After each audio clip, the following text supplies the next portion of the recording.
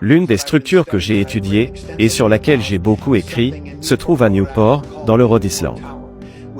Elle s'appelle la tour de Newport. Il s'agit d'un cylindre rond, qui repose sur 8 lourdes colonnes rondes. 8 étant un chiffre important pour les Templiers. En fait, c'est le chiffre le plus important, et aussi l'un des chiffres que l'on retrouve dans la suite des nombres entiers du nombre d'or, la séquence de Fibonacci.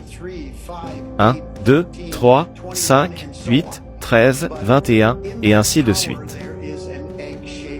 Mais dans cette tour, il y a une clé de voûte en forme d'œuf, qui est éclairée par une boîte à lumière créée dans la fenêtre sud, au solstice d'hiver, qui se trouve être mon anniversaire, et comme certains le disent, le jour le plus court et le plus sombre de l'année.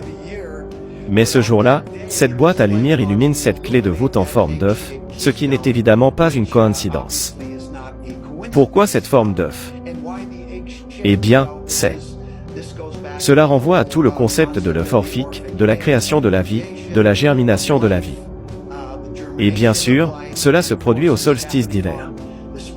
Mais ensuite, à l'équinoxe de printemps, ou pas à l'équinoxe de printemps, un jour de mai, Beltane, qui se situe autour du 1er mai, la fenêtre orientale crée une autre boîte à lumière, et illumine à nouveau cette clé de voûte en forme d'œuf, ce qui correspond à l'arrivée d'une nouvelle vie au printemps.